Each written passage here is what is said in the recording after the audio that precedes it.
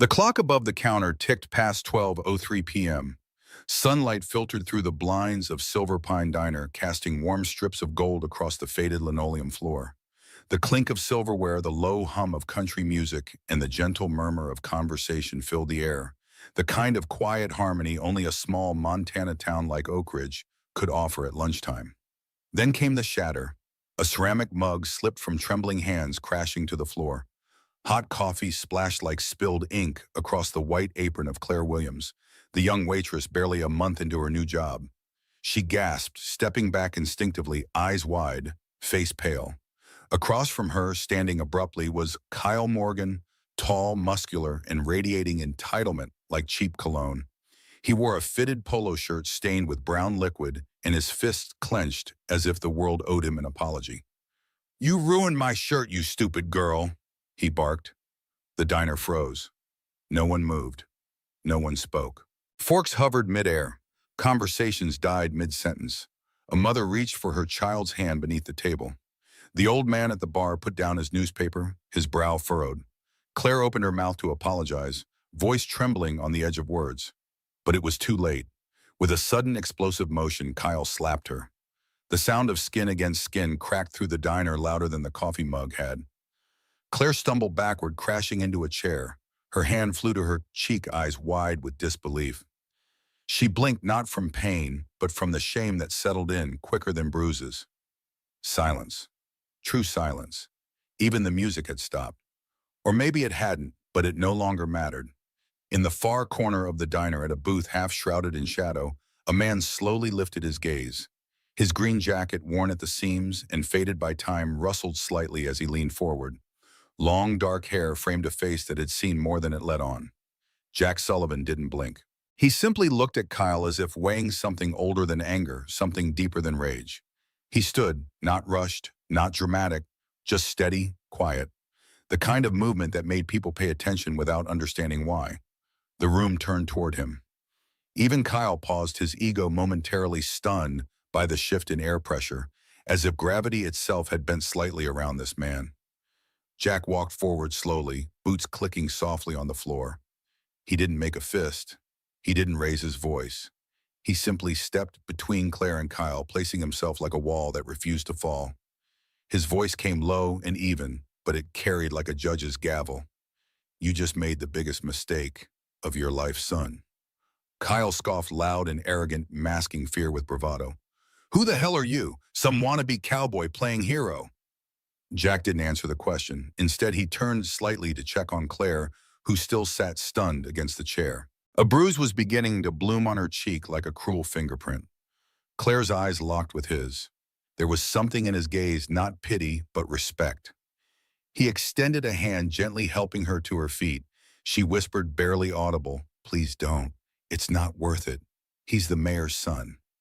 Jack looked at her and gave a subtle shake of his head. Not defiance, just conviction. "Wherever someone gets hurt," he said, turning back to Kyle, "someone else needs to stand up. That's not politics. That's just human." Kyle's jaw tightened. He shoved Jack's shoulder hard, trying to reassert control. That's when it happened so fast it looked like it didn't. In one fluid motion, Jack redirected Kyle's push, using the younger man's momentum against him. With a subtle twist of the wrist and pressure point below the elbow, he brought Kyle to his knees without injury, just humiliation. The kind a man doesn't forget. Kyle gasped in pain, one arm behind his back, the other bracing him on the ground. No one clapped. No one cheered. They didn't have to. There was no need for a spectacle. Truth had already spoken. Jack released his grip and stepped back. Kyle stayed kneeling, too stunned to rise. Phones were already out. Someone was recording. Someone else whispered, "Did you see that move?" But Jack didn't bask in it. He wasn't that kind of man. He turned toward Claire and spoke quietly. "You okay?" She nodded, still shaken, but grateful. He nodded once slowly, as if checking off a duty in his mind. Then he walked back toward his table, but not to sit, just to retrieve a small duffel bag tucked beneath the bench. He slung it over his shoulder, turned toward the door and paused. "Some things don't get fixed by staying quiet," he said to the room. And with that, he stepped out into the autumn light. Behind him, the diner exhaled for the first time in minutes. Some stood, Some comforted Claire, some stared at the door. Kyle sat slumped on the floor, confused and defeated. At the window, a 10-year-old girl with chestnut curls pressed her face to the glass. She had watched everything from the pickup truck, outside eyes wide, backpack on her lap. She smiled. Emma Sullivan had seen her dad stand up again. Outside, the autumn breeze rustled dry leaves across the parking lot. The door to Silver Pine Diner slowly swung shut behind Jack Sullivan, but the ripple of his presence still lingered like a silent echo. Inside, no one returned to their meals just yet. Kyle Morgan was still on the floor, red-faced and stunned, unsure whether to stand or crawl. The fluorescent lights no longer seemed so bright over his head.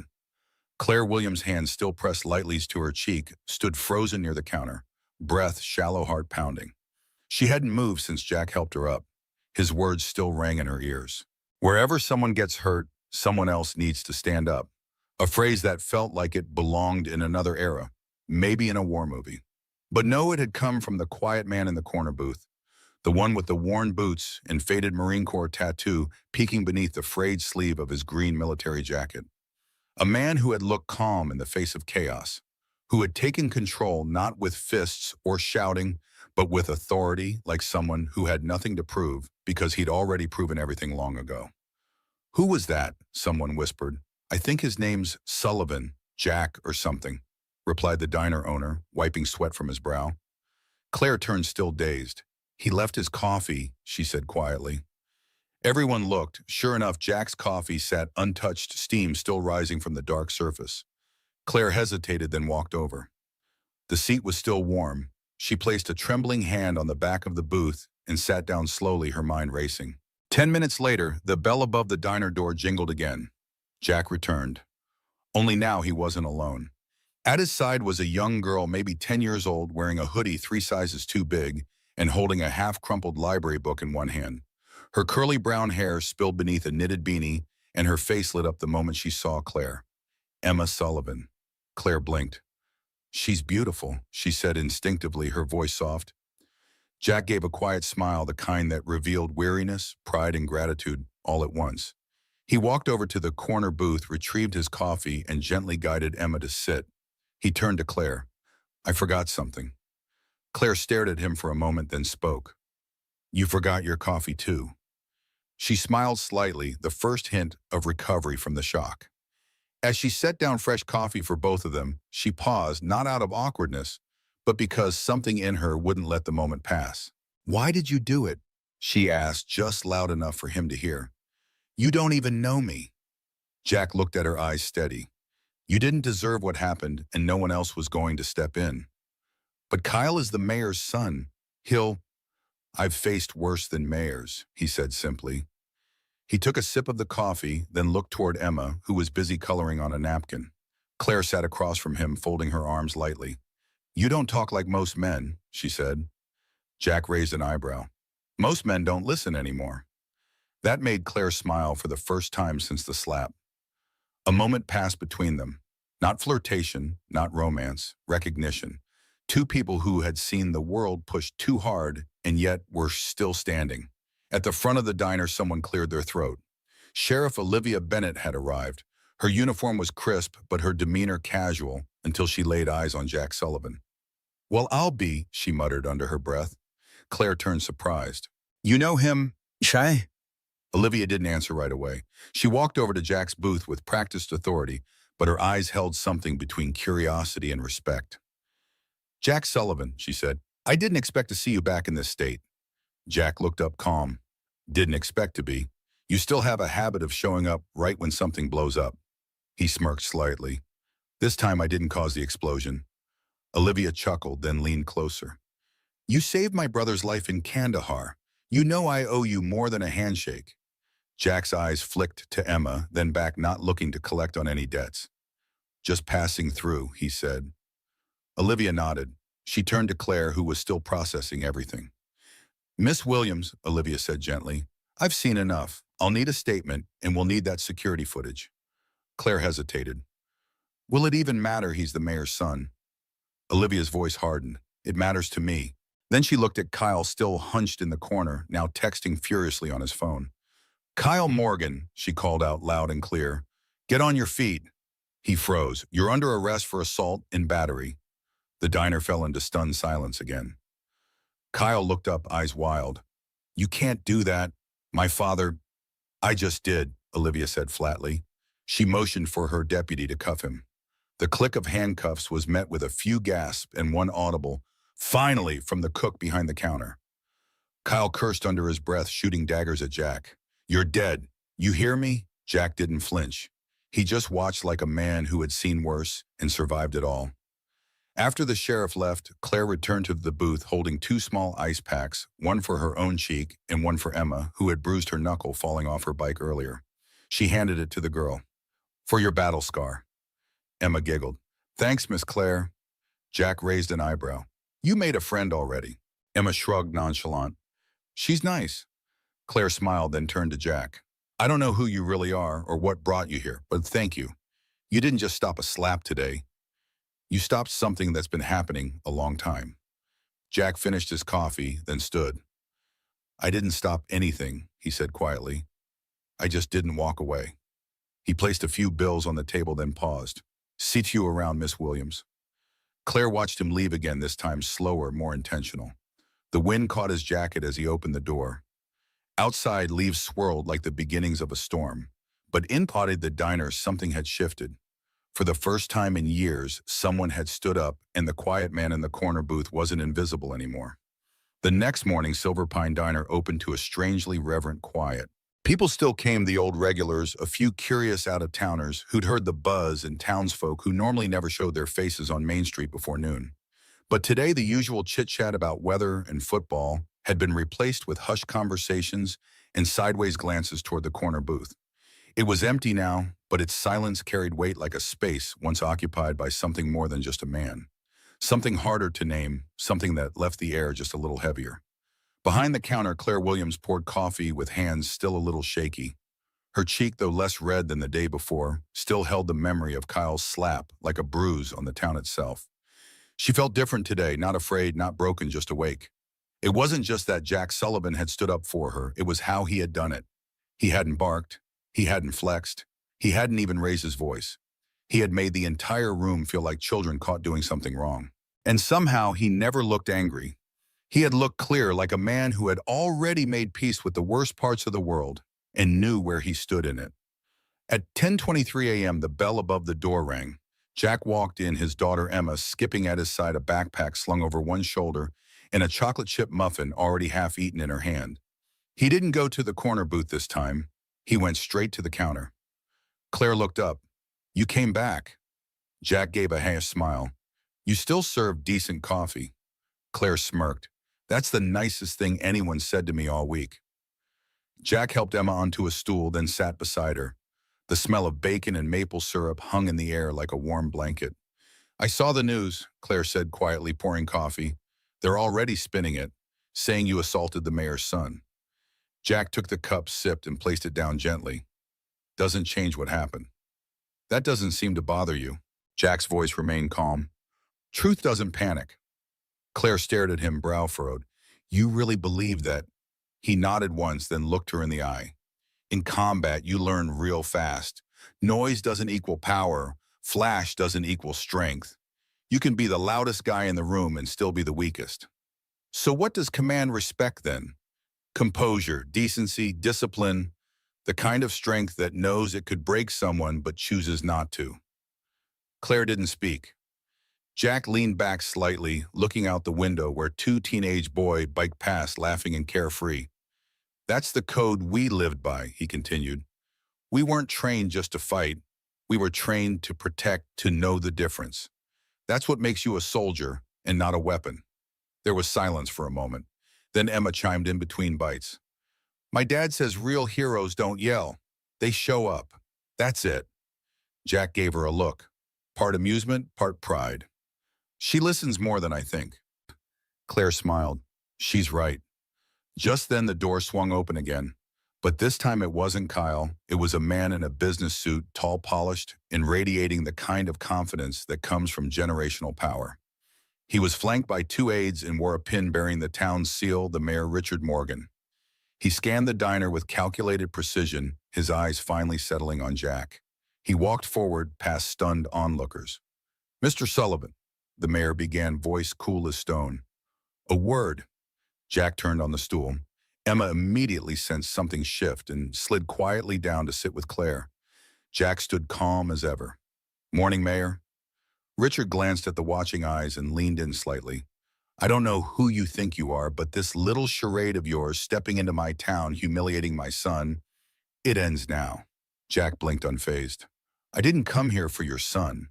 You think this town will side with a washed-up vet over a mayor's family?" Jack tilted his head slightly. "I don't think about sides. I think about right and wrong."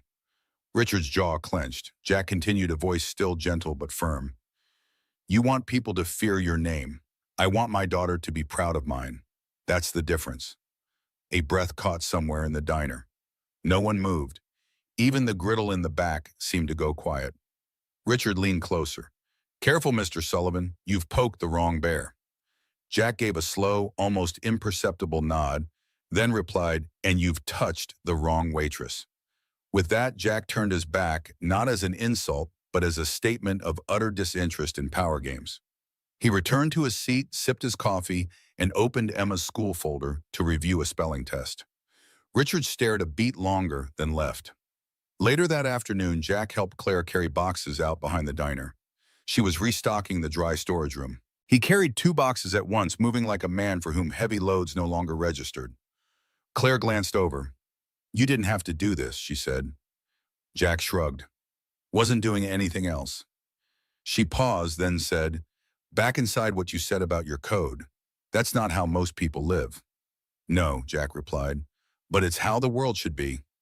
He looked out over the open field behind the diner where a rusted fence lined the horizon.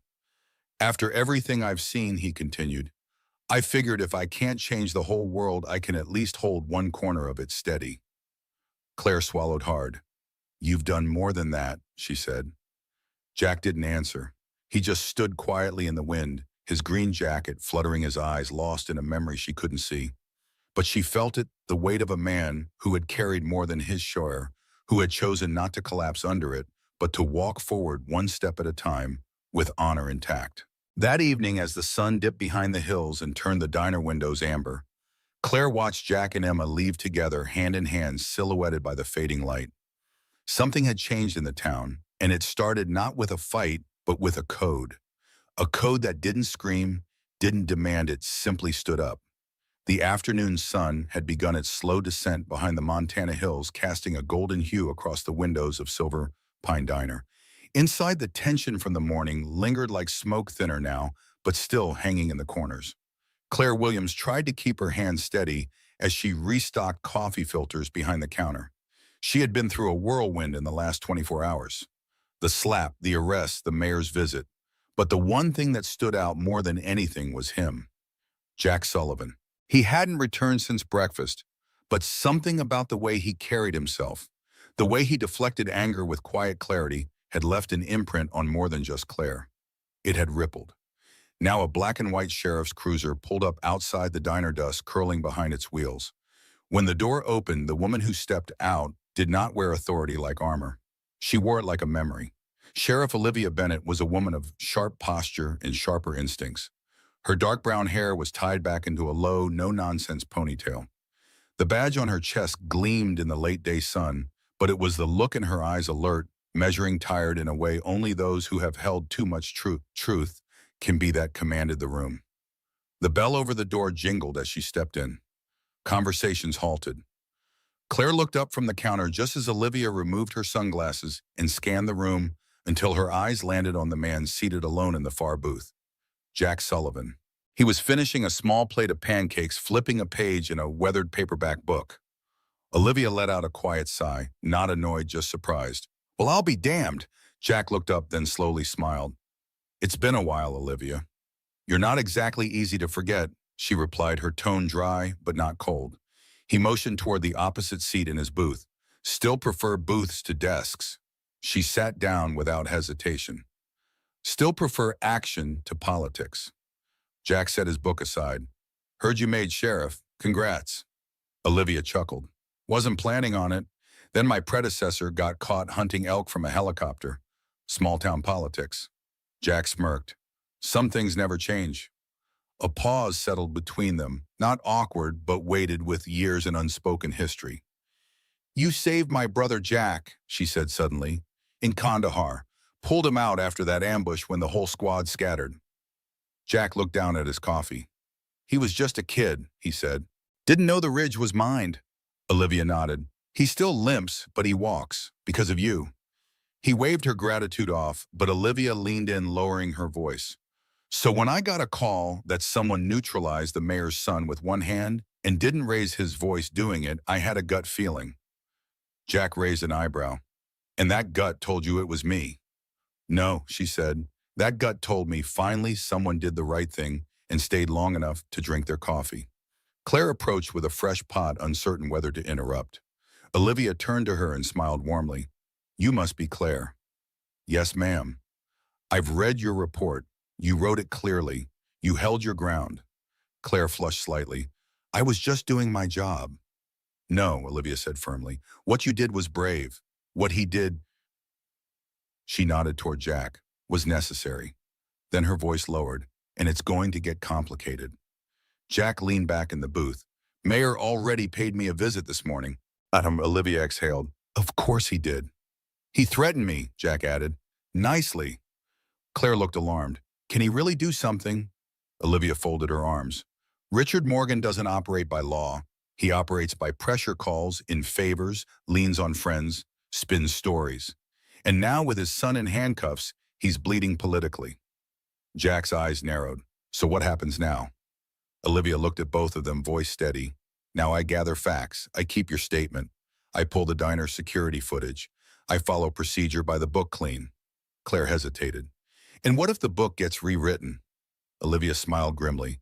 Then we write it louder. Outside, a second cruiser pulled up. Deputy Mendez, Olivia's right hand, stepped out carrying a flash drive. He walked in briskly and handed it to her. We've got the footage, Sheriff. Everything full-angle audio, too. Olivia stood. Perfect. That'll make things harder to spin. She looked at Jack again. You're not in trouble, she said plainly, but you are in the middle of something now. Kyle's arrest won't go quietly. Jack gave a quiet nod. I didn't expect it to. Olivia looked at him, holding his gaze. You staying in town for now? Jack glanced at Claire, then back to Olivia. For now. Olivia smirked. Good. This place could use a little more steel in its spine. She turned to leave, then paused. One more thing, she said over her shoulder. That daughter of yours. Emma, right? Jack nodded slowly. Olivia smiled. She wrote a letter to my niece last year. Said kind words after her dog passed. That girl's got more grace than half this town. Jack's eyes softened. She gets it from her mother. Olivia nodded as if tucking away a detail for another day. Then she was gone, boots tapping sharp across the linoleum. That night, Jack sat on the back porch of the small rental cabin he and Emma were staying in.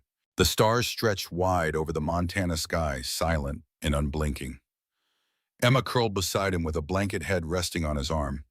Is Claire okay now? She asked softly. Jack looked down. She's stronger than she thinks. And the boy who hurt her.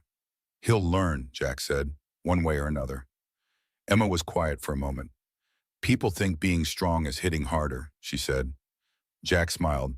The truth is being strong means knowing when not to. Back at the diner, Claire wiped down the counters long after closing. Her hands moved on instinct, but her mind wandered to the look in Jack's eyes, to the firm but gentle way he spoke to the sheriff, who treated him like a hero without fanfare.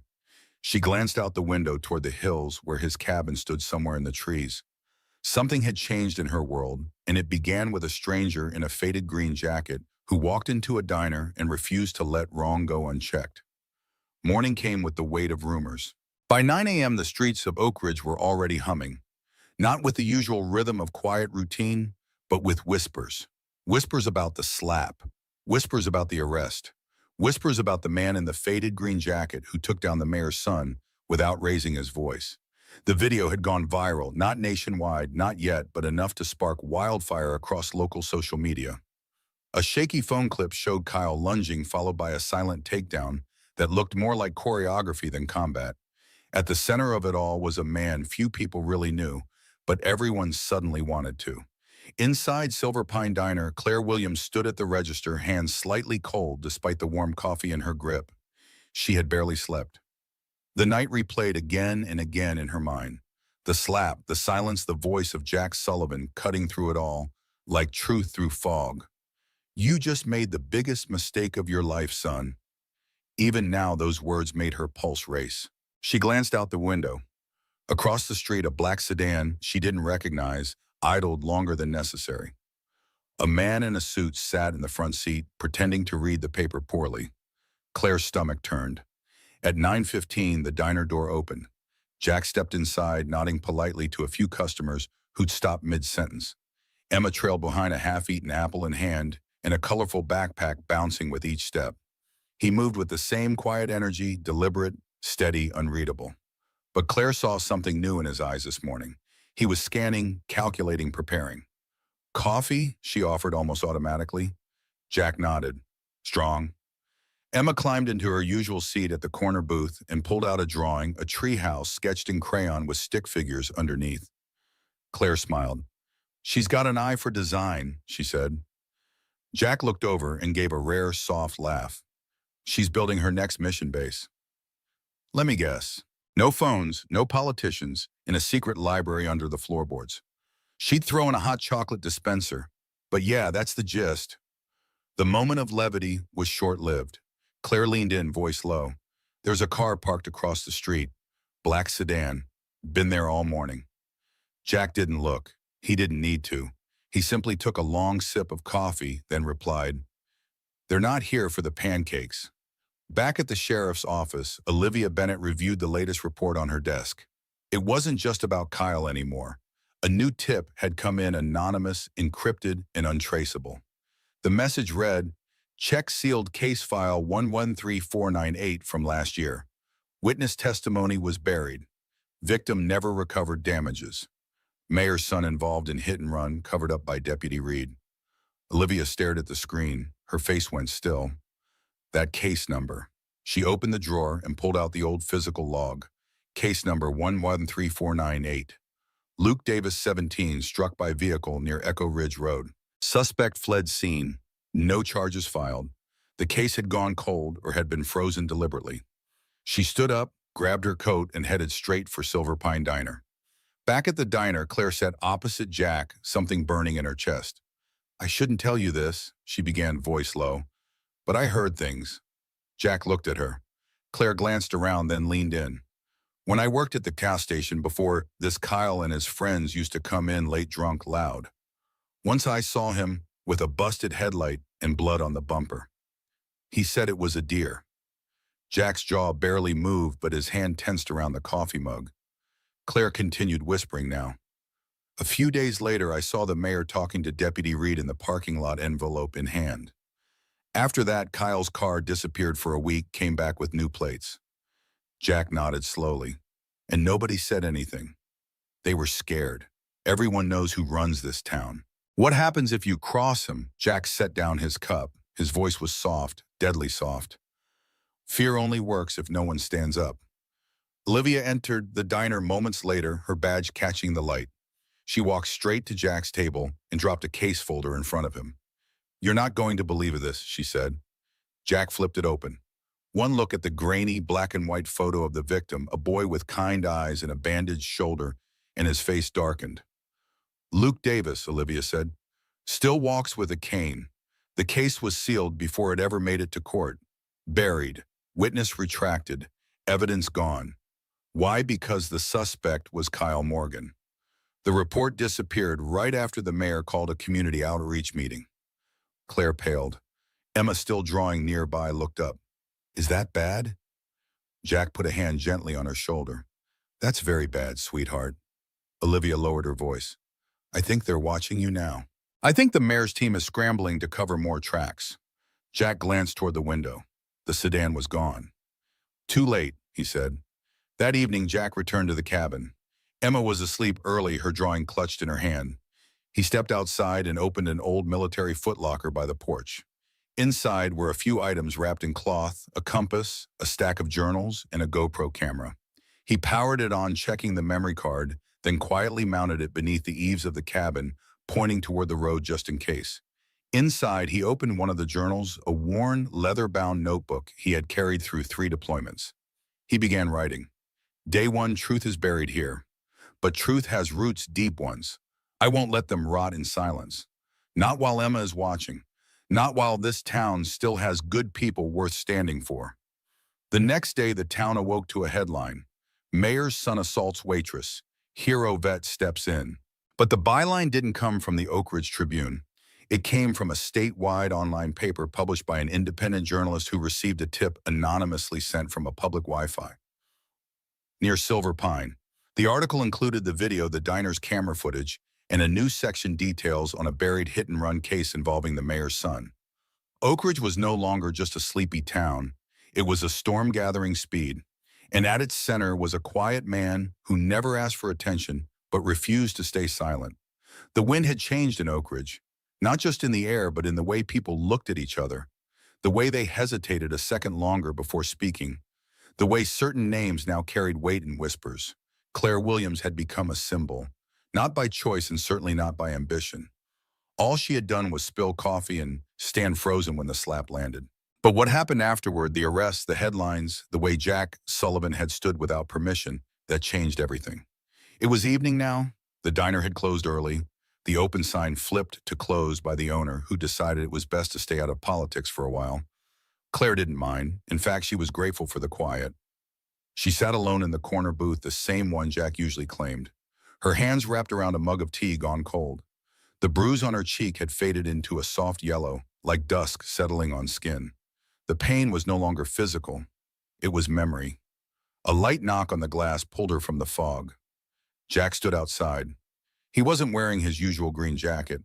Tonight it was a plain gray hoodie, sleeves pushed to the elbows. He held something in one hand, a small, folded paper bag. Claire rose and unlocked the door. I thought you'd gone home. Jack stepped inside, nodding toward the booth. Saw the lights on. Thought maybe you needed a reason to talk. She offered a faint smile. And you brought bribes. He handed her the bag. Apple fritters, Emma's idea. Claire laughed quietly. She has good instincts. They sat opposite each other, silence settling like a familiar coat. For a while, neither spoke, just the quiet hum of the refrigerator in the kitchen and the distant howl of wind through the power lines. Then Claire said almost too softly, you don't know who I am. Jack's eyes stayed on her open patient. She continued, I grew up in a trailer park 3 towns over. Dad left before I could walk. Mom worked night shifts at the mill until she got sick. Cancer took her when I was 15. Jack's jaw clenched slightly, but he didn't interrupt. I dropped out of school to take care of my little brother, Jacob. He was 9 then, sweet, smart. He loved maps, wanted to be a cartographer. Can you believe that? She smiled faintly, then shook her head. When I was 17, he got pneumonia. I didn't have money for antibiotics, no insurance. By the time I found a clinic willing to help, it was too late. Jack said nothing because there was nothing to say that could change what she had just relived. Claire looked out the window, her voice distant. After that, I drifted. Jobs came and went. Places changed.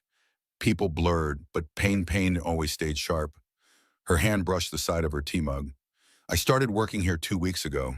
Thought maybe I could finally settle. Maybe no one would ask where I'd been, what I'd lost, who I'd failed. Jack leaned forward, resting his forearms on the table. You didn't fail him? Claire's eyes snapped to his. You did everything you could, he said softly. You were a kid, and the world asked you to be a soldier without armor. She blinked once, then again. Tears didn't fall, but they gathered at the edge like waves deciding whether to crash. Jack continued, you didn't freeze in that diner because you were weak. You froze because life taught you that speaking up gets you punished. He paused, his voice steady but warm. I've seen what silence does to good people, how it buries them alive. You didn't bury your brother. This town buried you. I just happened to be there with a shovel. Claire exhaled, her shoulders dropping, the tension beginning to melt like frost under morning light. Why do you talk like that? She asked, half laughing, half choked. Like some old soul out of a book. Jack tilted his head. Because I've read a lot of books, and I've watched a lot of good people get ignored. So when someone actually listens, I choose my words. Claire looked at him differently now. Not just as the man who stood up, but as the man who understood what it meant to fall and get back up anyway. Outside, the wind picked up. The lights flickered once, then steadied. Jack stood, stretching slightly. Come on. Claire frowned. Where? He nodded toward the door. Walk. 5 minutes. Trust me. She hesitated, then stood. They walked in silence, side by side through the quiet town. The streets were empty, lights dimmed in windows, the whole place holding its breath. Jack led her to a small wooden bridge behind the post office, barely used, overlooked by most. Beneath it, a creek flowed gently, stars reflecting on its surface like forgotten wishes. He pointed. See that bench? She nodded. I sit there with Emma sometimes. She tells me what monsters she'd fight if she had superpowers. She thinks every town hides one or two. Claire smiled. She's not wrong. Jack looked at her. You're not broken, Claire. You're still here. That means something. She sat on the bench. He joined her. You stood up for me, she said. He shook his head. No, I just reminded the town what it forgot. You were the one standing, even if your knees shook. They sat like that for a while. No need for more words. Just the water, the stars, and the quiet hum of two lives no longer walking alone. Later that night, Claire lay in bed, staring at the ceiling of her small apartment above the diner. She didn't feel heroic, but she no longer felt invisible. And that was a start. 1 month passed. The headlines faded, but the undercurrents remained. Jack and Emma had settled into a routine in Oak Ridge. Emma started at the local school, and Jack picked up odd jobs, mostly carpentry and occasional security work for local businesses. Their rental cabin, a weathered A-frame at the edge of town, felt increasingly like home. Jack had added a small vegetable garden, and Emma had painted her bedroom door bright yellow. So the sun comes to visit even when it's hiding, she'd explained. But beneath the surface of their growing comfort, pressure was building. Claire's suspension notice arrived on a Tuesday morning, taped to the diner's kitchen door. Under investigation due to conduct unbecoming of a server, it read. Below it signed City Licensing Division. Her hand trembled as she took it down. The owner, Dave Miller, found her clutching the paper, her face pale. Dave sighed, rubbing his balding head. They're coming after everyone now. Mayor had the health inspector in here yesterday. Found violations no one's mentioned in 5 years. I'm sorry, Claire whispered. This is because of Ati. Dave shook his head. No, this is because people with power hate being reminded they're just people. He squeezed her shoulder. Take a week off paid. Let me handle this. At school, Emma Sullivan faced her own battles. The whispers started in the hallways, then moved to the lunch table. That's the daughter of the crazy vet, one boy said, loud enough for her to hear. My dad says he probably has PTSD and could snap any minute. Emma kept her head down, focusing on her sandwich. She'd heard worse before in other schools, other towns. But then came the shove in the hallway, the spilled backpack, the laughter. She didn't cry. She gathered her belongings silently, methodically, the way her father had taught her. Don't give them the reaction they want, he'd said. That's their fuel. That evening, when Jack asked about her day, Emma shrugged. It was fine. But her eyes told a different story.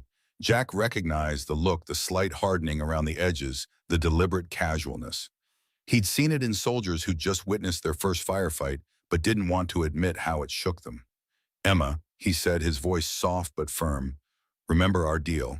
She stared at her plate of spaghetti, pushing a meatball in circles. We tell each other the truth, even when it's hard. She looked up, her eyes suddenly fierce. They said you were dangerous, that you could snap and hurt people. Jack felt the words like physical blows, but kept his face calm. And what do you think?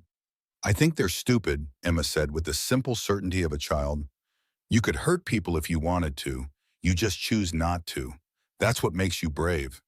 Jack reached across the table, touching her small hand. You're braver than me, kiddo. Later, after Emma went to bed, Jack sat on the porch, a mug of bourbon warming his palms. The night was clear stars, sharp as broken glass. He heard the crunch of gravel before he saw the headlights. Sheriff Olivia Bennett's cruiser pulled up, lights off. She stepped out, face grim in the moonlight. We need to talk, she said, climbing the steps. Jack nodded toward the other chair. Olivia sat, declining his offered drink with a wave. They're building a case against you. Her voice was low, urgent. Disturbing the peace, assault, intimidation. It's bullshit, but they're pulling strings. They've suspended Claire, Jack said. I know, that's just the beginning. Mayor Morgan's called in favors from the county commissioners. They're putting pressure on my department. What about the Luke Davis case? Olivia's face darkened. Someone broke into the evidence room last night. The flash drive with the security footage is missing. Davis is now saying he can't remember who hit him. Jack took a slow sip of bourbon. Sounds like they're cleaning house. They're scared, Jack. You showed them what one person standing up can do. Imagine if others followed. The bourbon burned warm and familiar. So what's your move, Sheriff? Olivia leaned forward. I'm going to need that GoPro footage of the mayor threatening you. I've got a contact at the state police who owes me. If we can build enough evidence before Morgan's people bury everything. A sharp crack split the night. Glass shattered. Jack moved instinctively, tackling Olivia to the floorboards as a second shot splintered wood where her head had been. They crawled to the corner of the porch, backs against the wall.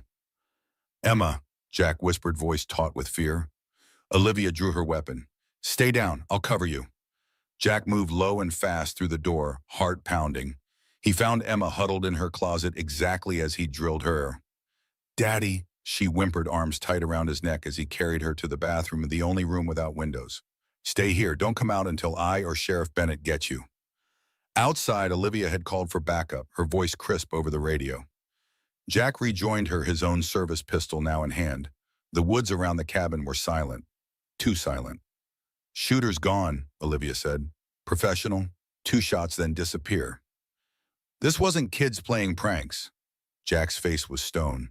They came after my daughter. We don't know it was Morgan.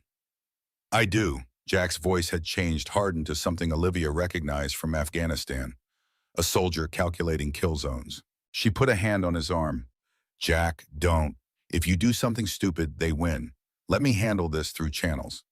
His eyes met hers, cold with a rage so deep it looked like calm. They shot at my house, Olivia, where my daughter sleeps. I know, and we'll get them. But the right way. Sirens wailed in the distance. Jack took a deep breath, then another. The killing edge receded but didn't vanish. The right way, he agreed. For now. The next morning, Jack moved Emma to a hotel in the next town. Claire drove them, having insisted on helping despite the risk to her already precarious position. I won't let you face this alone, she told Jack when he called. Not after what you did for me. Emma sat in the backseat, unusually quiet, clutching the stuffed otter she'd had since she was 4. Claire glanced at her in the rearview mirror, heart aching at the sight of childhood innocence brushing against adult violence. She'll be okay, Jack said softly, reading Claire's thoughts. She's resilient. No child should have to be that strong. Jack nodded. I know. That's why we're fighting. At the hotel, Jack set up Emma's favorite books and her portable game system.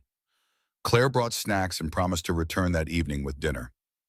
When it was time to leave, Emma clung to Jack with unexpected fierceness. You're coming back, right? Her voice trembled. Jack knelt to her level.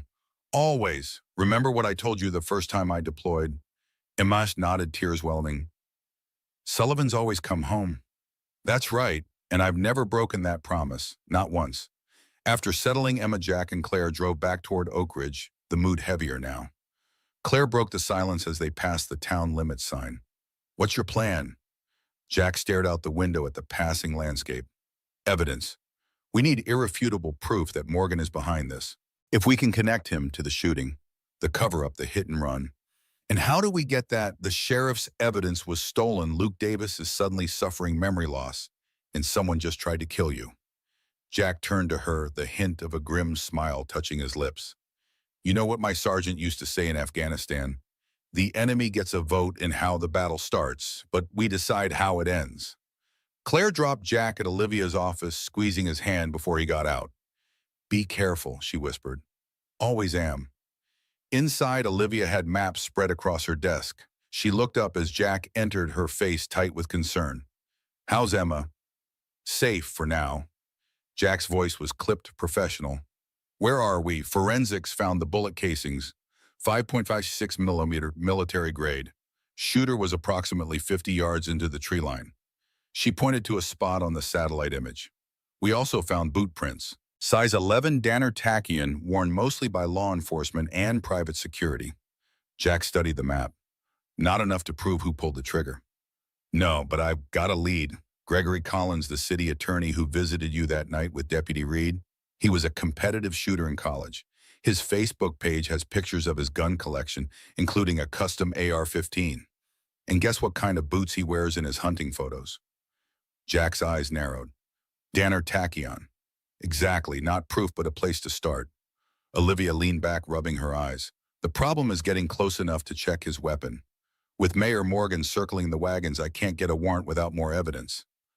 Jack was silent for a moment, thinking. What about Reed? He seemed the weaker link that night, maybe with the right pressure. Already tried, he's disappeared. Called in sick 3 days ago, hasn't been seen since. That's convenient. Or concerning. Olivia fixed Jack with a steady gaze. What if Reed wasn't part of this? What if he became a liability? The implication hung in the air between them. If Morgan was willing to silence his own deputy, the door to Olivia's office burst open. Deputy Mendez rushed in, face flushed. Sheriff, you need to see this. He thrust a tablet into her hands. On screen was the Oak Ridge Tribune's website. The headline made Jack's blood run cold. Veteran with history of violence terrorizes local family. The article beneath was a masterpiece of character assassination. It quoted anonymous sources, describing Jack as unstable, potentially violent, with a history of disciplinary issues in the military. It implied he had targeted Kyle Morgan out of some twisted vigilante complex and suggested he might be suffering from delusions. Most damning, it included a photo of Jack from Afghanistan standing over captured Taliban fighters looking grim and battle-worn.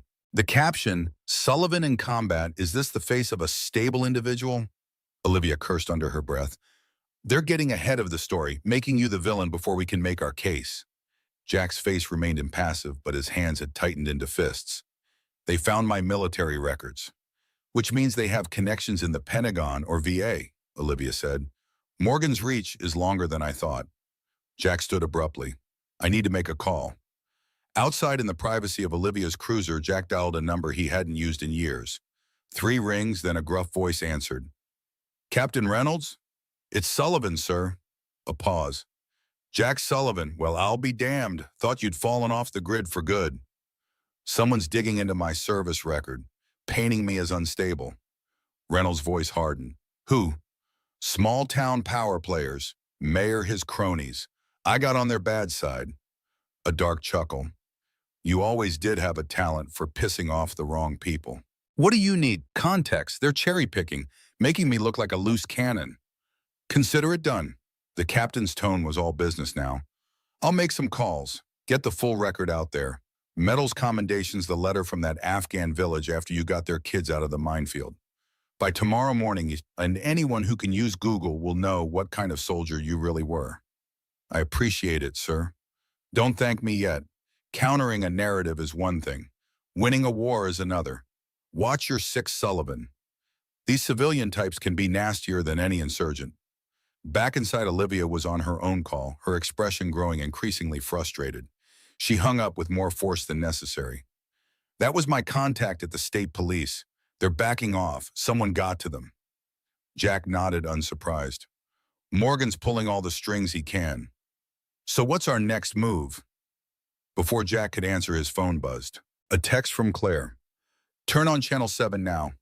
Olivia flipped on the small TV in the corner of her office. The local news was running footage of the Silver Pine Diner. Out front, Kyle Morgan stood surrounded by reporters, his arm in a sling that hadn't been there the day before. Beside him, looking solemn and supportive, stood Mayor Richard Morgan. Kyle's voice carried clearly through the speakers. I just want the truth to come out. I was assaulted by a disturbed individual with a history of violence. My only crime was accidentally spilling coffee on myself and raising my voice. For that, I was attacked, humiliated, and wrongfully arrested. A reporter thrust a microphone closer. What about the allegations you slapped the waitress, Claire Williams? Kyle shook his head, looking pained. That never happened. Ms. Williams and I had a minor disagreement about the service, but at no point did I touch her. These false accusations have destroyed my reputation and caused my family immense pain. Mayor Morgan stepped forward, placing a protective hand on his son's shoulder. We've been patient. We've respected the process. But when that process is corrupted by individuals with personal vendettas, when my son's character is assassinated based on lies when armed men threaten our family, he paused dramatically. Then it's time to speak out. Another reporter called out, "What about the security footage that allegedly shows the incident?" "Doctored," the mayor responded without hesitation. "We have experts prepared to testify that the footage has been manipulated. The truth is my son was targeted because of his name, because of who I am, and that is a direct attack on the democratic foundations of this town." Olivia muted the TV, her face grim. They're going all in, reversing the narrative completely. Jack's phone buzzed again. Another text from Claire. "There's more. They're saying I have a history of false accusations. Somehow they found a police report I filed against an ex-boyfriend years ago. Case was dropped for lack of evidence. They're making me sound unstable." Jack's jaw tightened. They're trying to destroy her credibility. Make her look like someone with a pattern of crying wolf. "It's a coordinated attack," Olivia agreed. "The article about you, the press conference, the character assassination of Claire, they're not just covering up anymore. They're counter-attacking." Jack paced the small office, mind racing. "We need to change the battlefield. They've got us reacting, defending. We need to take the initiative." "How?" Jack stopped, a cold clarity settling over him. "Luke Davis, if we can get him to tell the truth about the hit and run, it establishes a pattern. Shows this isn't just about one incident in a diner.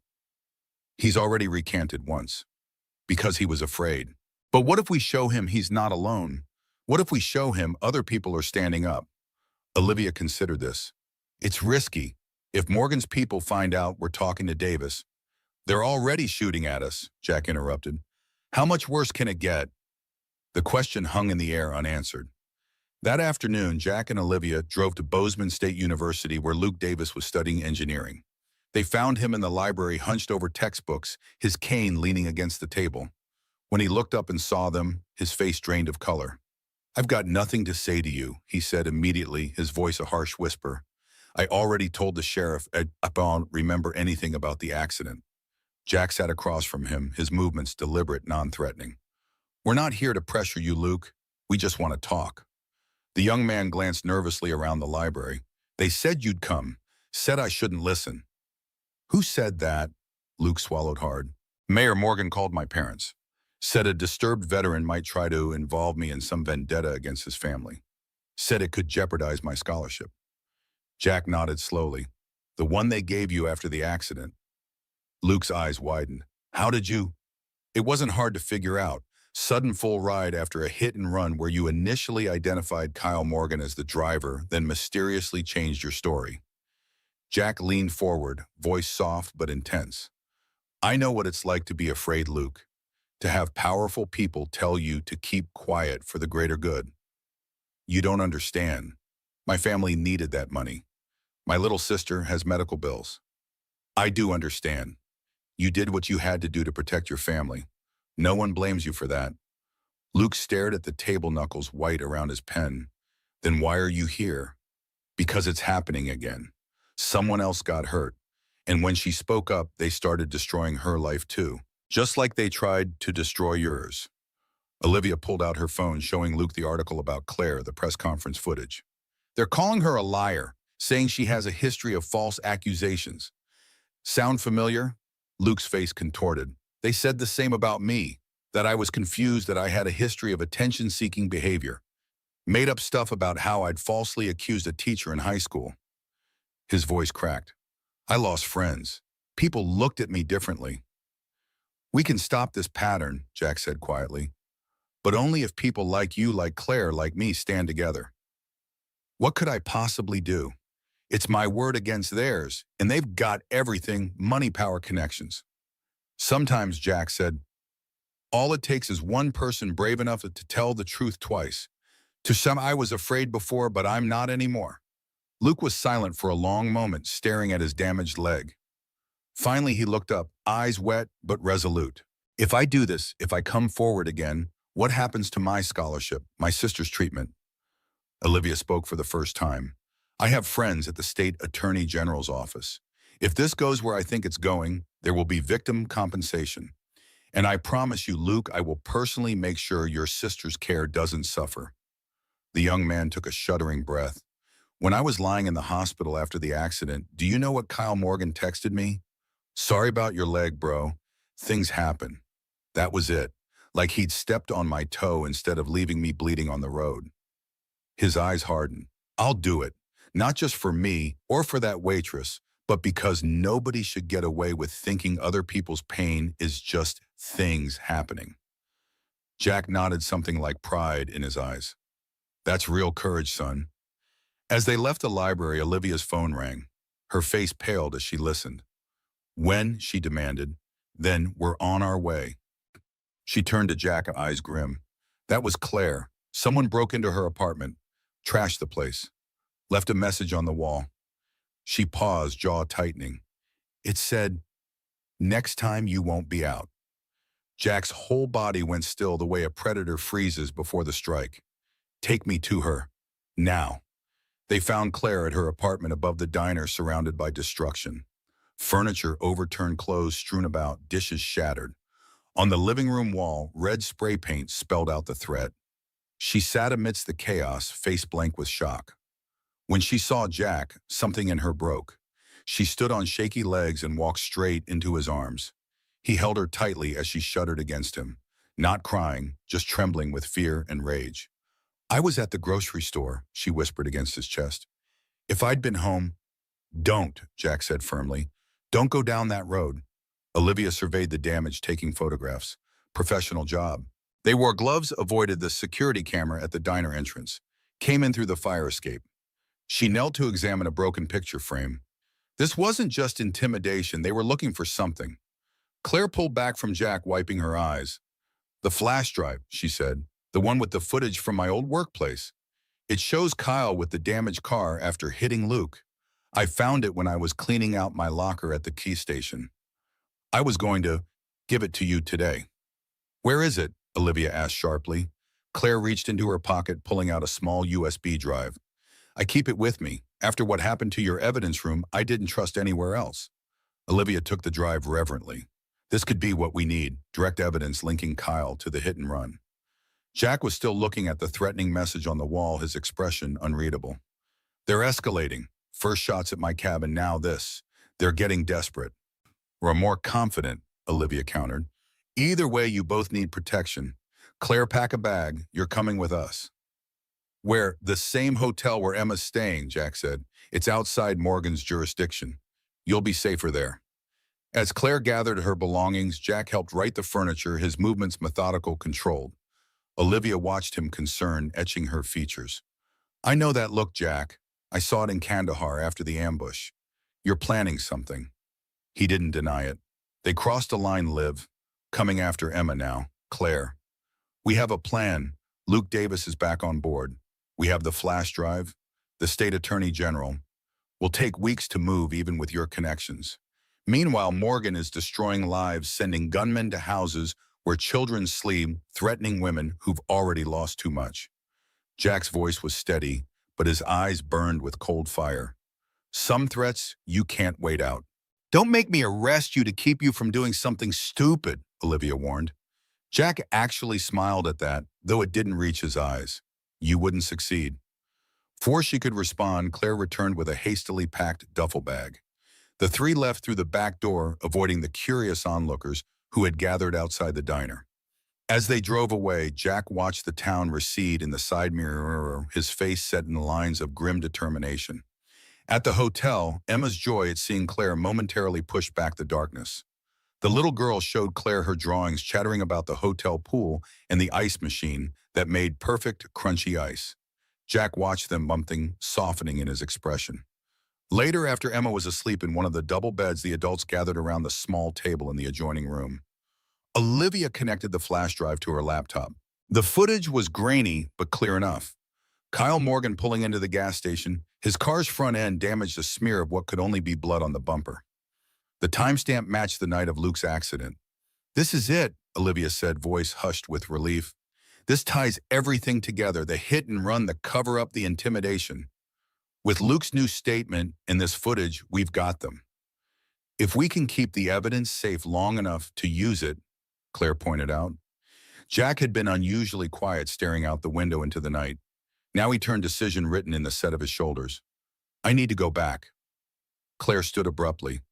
What? No, that's exactly what they want. They expect us to hide, to wait for the system to work, but the system is Richard Morgan right now. Jack moved to Claire, taking her hands in his. I've run before. After Jessica died, Emma and I moved 3 times in 2 years.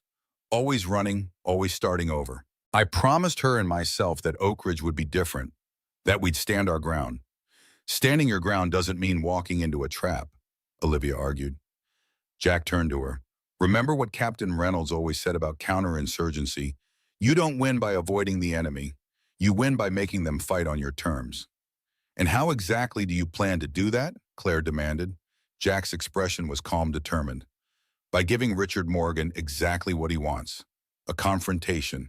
A chance to end this once and for all. That's suicide, Olivia said flatly. No.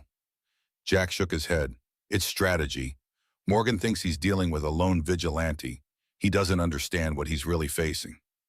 And what's that? Claire asked. Jack's eyes met hers, ancient and weary, and resolute all at once. Someone who learned the hard way that evil thrives when good people do nothing. Someone who buried too many friends because help came too late. His voice softened. Someone who promised a little girl that this time they'd build a home worth fighting for. The room fell silent. Claire looked at Jack, really looked at him, seeing past the quiet demeanor to the core of steel beneath. She stepped forward, pressing her palm against his chest, feeling his heartbeat strong and steady. Promise me you're coming back. Jack covered her hand with his own.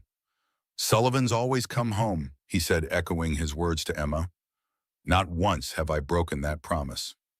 Olivia watched them conflict written across her face. Finally, she sighed. If you're going to do this, you're not doing it alone. But we do it my way. By the book. Jack nodded. Agreed. As the night deepened, they formulated their plan.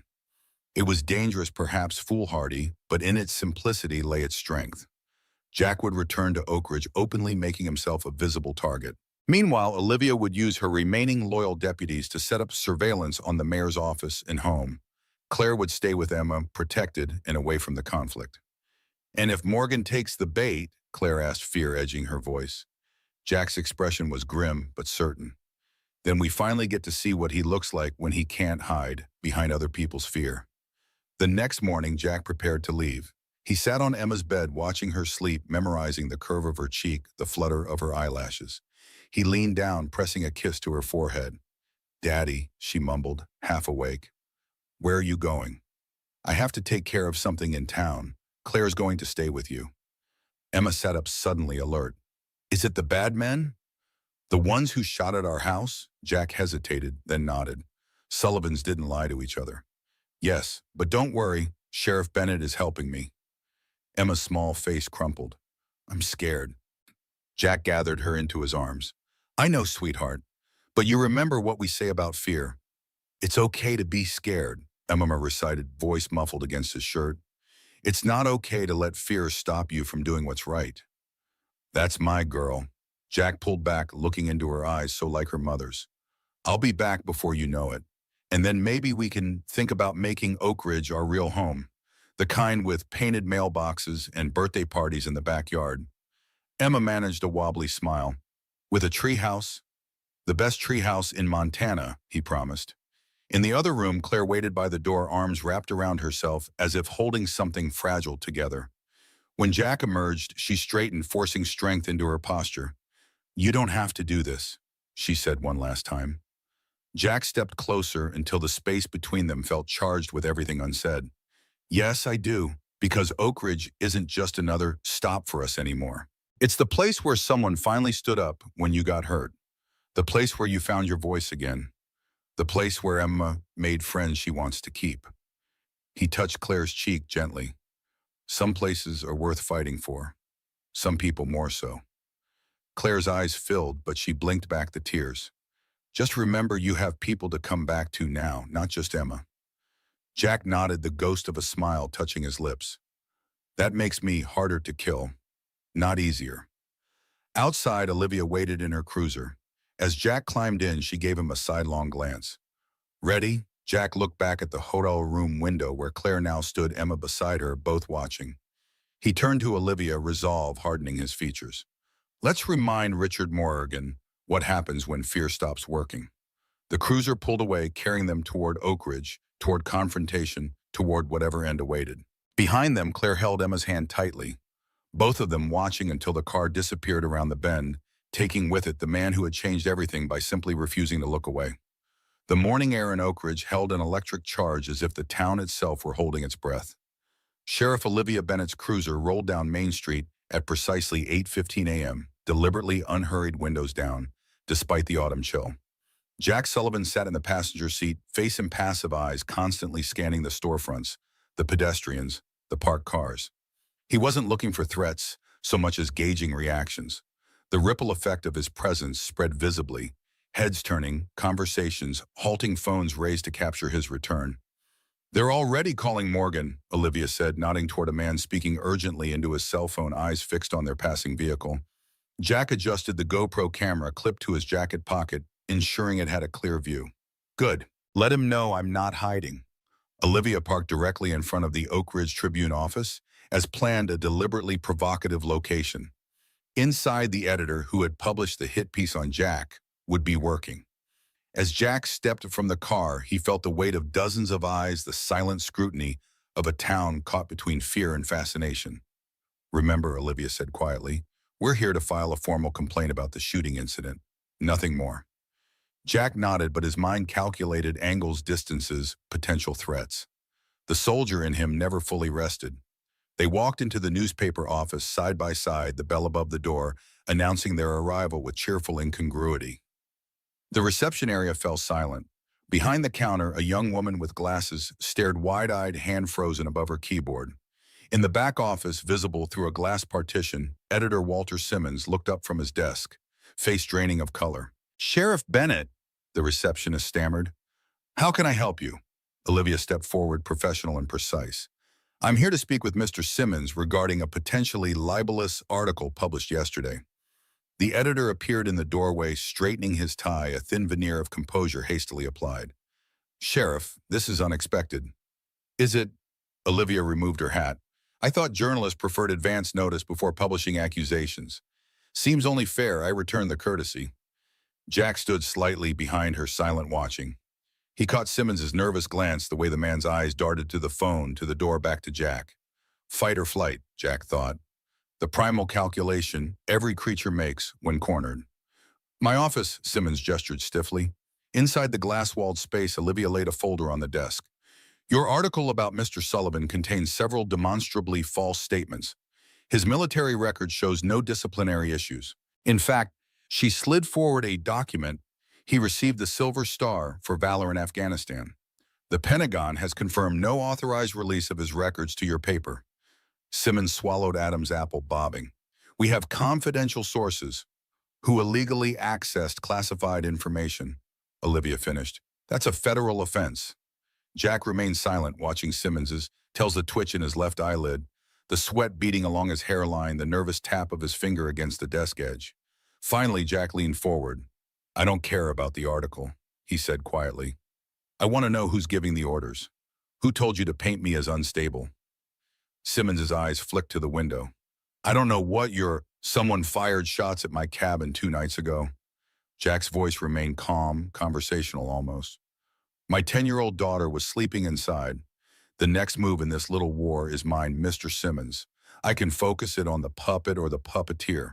Your choice. The editor's resolve crumbled visibly. It wasn't personal. You have to understand the Morgan family owns half this town. The paper's mortgage, our printing contract with the city, all of it hinges on staying in their good graces. And that justifies endangering a child. I didn't know about any shooting. Genuine horror flashed across Simmons's face. The mayor's office sent the article text with instructions to run it front page. I just complied. Jack studied the man, weighing the truth in his words. Who specifically from the mayor's office? Gregory Collins, the city attorney. He said it came directly from Mayor Morgan. Simmons ran a shaking hand through thinning hair. Look, this town has operated a certain way for a long time. People who cross Richard Morgan tend to regret it. Olivia pulled a digital recorder from her pocket. Would you be willing to make an official statement about the mayor's office dictating newspaper content? Simmons paled further. That would be professional suicide, whereas facilitating character assassination is just good business. Jack's tone remained even, but his eyes had hardened. A man makes choices, Mr. Simmons. Then he lives with them. The editor stared at his desk, conflict etched in the lines around his mouth. Finally, he looked up. What do you want from me? The truth, Jack said simply. Print a retraction. Acknowledge the manipulation. One honest article before Morgan's people come calling. And in return, when this is over, when Morgan falls, you'll be on the right side of history. Jack stood. Or don't. Keep taking dictation from men who shoot at houses where children sleep. Your choice. They left Simmons staring after them, the recorder still on the desk between them, an invitation or an accusation depending on how one looked at it. Back in the cruiser, Olivia exhaled. Think he'll do it. Doesn't matter, the seed's planted. Morgan will hear about this conversation within the hour, wonder if his media puppet is still reliable. Jack checked his watch. What's next on our visibility tour? The diner. Let's remind people that Silver Pine is still open for business despite the mayor's best efforts to shut it down. When they arrived, Jack was surprised to see the parking lot nearly full. Inside, every booth was occupied, the counter seats taken by people who didn't appear to be eating so much as waiting. The moment Jack stepped through the door, a hush fell, then a ripple of murmurs. Dave Miller emerged from the kitchen, wiping his hands on his apron. His face brightened at the sight of Jack.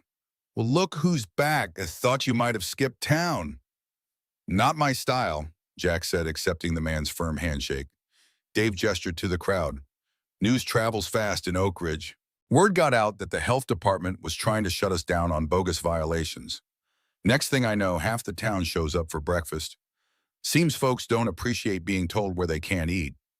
Jack surveyed the room, noticing familiar faces, some nodding to him, others quickly looking away. Small acts of rebellion, tentative but real. Claire will be glad to hear it. She coming back soon, Dave asked. Place isn't the same without her. Soon, Jack promised, once it's safe. A commotion at the door drew their attention. Deputy James Reed entered, uniform crisp but face-haggard eyes darting nervously around the room until they landed on Olivia. Sheriff, he said, approaching hesitantly. Got a minute? Olivia studied her deputy's surprise and suspicion warring in her expression. I thought you were sick, Reed. Can we talk somewhere private? Reed's voice had a desperate edge. Please. They moved to a corner booth, Jack positioning himself where he could watch the door while still part of the conversation. Reed slid in across from them, hands visibly trembling. I need protection, he blurted. Morgan's going to kill me. Olivia's eyebrows shot up. That's a serious accusation, Deputy. I know what they're planning. Reed hunched forward, voice barely above a whisper. After the shooting at Sullivan's cabin, I started asking questions. Things weren't adding up. Collins disappeared right after no one's seen him since yesterday. Jack leaned in. You think Morgan eliminated his own attorney? I think Collins knew too much. Same reason I've been hiding at my brother's cabin in Helena. Reed pulled out his phone, hands shaking. I recorded a conversation 3 days ago. Morgan Collins talking about how to permanently solve the Sullivan problem. He pressed play. Richard Morgan's voice emerged tinny but unmistakable. I want this handled definitively. No more half measures. Sullivan has become a liability we cannot afford. Collins responded, Are you sure that's necessary? The media campaign is gaining traction. I'm not paying you for opinions, Gregory. I'm paying for results. This ends tonight. Make the arrangements. Reed stopped the recording, eyes wide with fear. The next night, someone shot at your cabin. The night after that, Collins missed our scheduled meeting. His house is empty, car gone. Jack exchanged glances with Olivia, whose face had hardened. We need to get this to the state police immediately, she said. There's more, Reed continued. I've been keeping files, insurance, every case Morgan's interfered with since I joined the department. The Luke Davis hit-and-run evidence, tampering in the Westlake corruption probe, even that land rezoning scam last year. Why come forward now? Jack asked, studying the deputy closely. Reed's face crumpled. Because I have a daughter too, younger than yours. When I heard about the shooting, he shook his head. Some lines you don't cross no matter who's giving the orders. I thought I was just bending rules for the greater good. You know, the mayor gets what he wants, the town prospers, everyone wins. A bitter laugh escaped him. Then children are getting shot at, and suddenly all those rationalizations sound pretty hollow.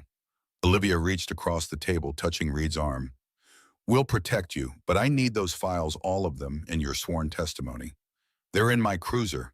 Everything. I'm done being Morgan's errand boy. As Reed spoke, Jack noticed a black SUV pull up outside tinted windows, obscuring the occupants. Three men in suits emerged, moving with a coordinated precision that screamed law enforcement. Jack tensed hand, instinctively moving toward the weapon he wasn't carrying. Company, he murmured. Olivia followed his gaze, hand dropping to her sidearm. Federal. Before she could move, the diner door opened, and the three men entered, scanning the room with cold efficiency.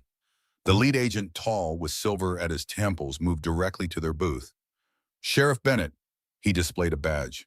Agent Carson, FBI. We need to speak with you and Mr. Sullivan, privately. The diner had gone silent again, all eyes on the unfolding drama. Olivia stood, professional mask firmly in place. My office would be more appropriate. The agent nodded, then noticed Reed. And you are? Reed seemed to shrink under the federal gaze. Deputy James Reed, sir? Interesting. You should join us as well, Deputy. Outside, the group split between vehicles, Jack riding with the Olivia and Reed, the FBI agents, following in their SUV. Jack kept his eyes on the rearview mirror, mind racing through possibilities, contingencies, escape routes, if necessary. FBI, Olivia muttered. Morgan must have friends in high places. Or enemies, Jack countered. Let's not assume which way this breaks yet. At the sheriff's office, they gathered in the conference room, blinds drawn. Agent Carson placed a recorder on the table, two other agents positioned near the door. I'll be direct, Carson began. The Justice Department has been investigating Richard Morgan for the past 14 months. Corruption, racketeering, obstruction of justice, witness tampering. Your recent activities have complicated our operation. Jack felt a cold smile touch his lips. You're welcome. Carson didn't return the smile. Our undercover agent embedded in Morgan's organization has gone dark. Gregory Collins, city attorney. His last communication indicated Morgan was planning to eliminate a potential witness, you, Mr. Sullivan. Then nothing for 48 hours. The revelation hit like a thunderbolt. Collins, the man who had threatened Jack at his cabin, who had seemingly orchestrated the media smear campaign, was FBI. Collins came to my house with Deputy Reed, Jack said, processing this new information. Threatened my daughter, some undercover operation. Collins was deep cover, maintaining his position in Morgan's inner circle. Any deviation would have raised suspicions. Carson's tone softened fractionally. That said, he crossed a line with those threats. He was supposed to report, not escalate. Reed leaned forward, face ashen. Are you saying Collins is missing? We fear he may have been compromised. His last GPS ping came from an area near Whitefish Lake yesterday morning. Nothing since, well, p.m. Olivia interjected. We have evidence of Morgan ordering a hit on Sullivan recorded by Deputy Reed. Collins is mentioned explicitly. She played Reed's recording. The FBI agents exchanged glances. This corroborates our intelligence, Carson acknowledged. Morgan has grown increasingly erratic as our investigation tightened. Your confrontation with his son appears to have pushed him toward more desperate measures. So what now? Jack asked. You've been building a case for over a year. Meanwhile, Morgan's thugs are shooting at houses, threatening witnesses, destroying lives. How much more evidence do you need? Carson studied Jack with new interest. Your military record is impressive, Sullivan. 3 tours in Afghanistan. Silver Star recipient, specialized in counterinsurgency operations. Tell me, how did you handle embedded power structures there? Jack understood the question beneath the question. You cut off the head and the body follows. But you need absolute certainty of the target's guilt, absolute precision in the strike, and absolute clarity in the aftermath. Otherwise, you create 10 new enemies for every one you eliminate. Precisely. Carson nodded. We have the evidence to move on Morgan, but his network extends beyond Oak Ridge. State legislators, judges, possibly federal officials. Move too soon without mapping the entire web, and we risk the bigger fish escaping. While innocent people pay the price, Jack said flatly. Carson didn't deny it. Sometimes strategic patience requires difficult sacrifices. The phrase ignited something in Jack, a cold fury he hadn't felt since Afghanistan. I've seen what strategic patience costs, Agent Carson. I've held children who paid that price. Not this time, not my daughter, not this town. The tension in the room thickened. Carson leaned back, assessing Jack with new wariness. What exactly are you proposing, Mr. Sullivan? Morgan thinks he's hunting me. Let's use that. Draw him out, force him to act openly where you can't dismiss it as circumstantial evidence. You're suggesting using yourself as bait. Carson frowned. That's not protocol. Protocol didn't stop bullets hitting my cabin. Olivia intervened. Jack's right. Morgan is accelerating his timeline. If Collins is compromised or worse, you've lost your inside track. We need to force Morgan's hand before anyone else gets hurt.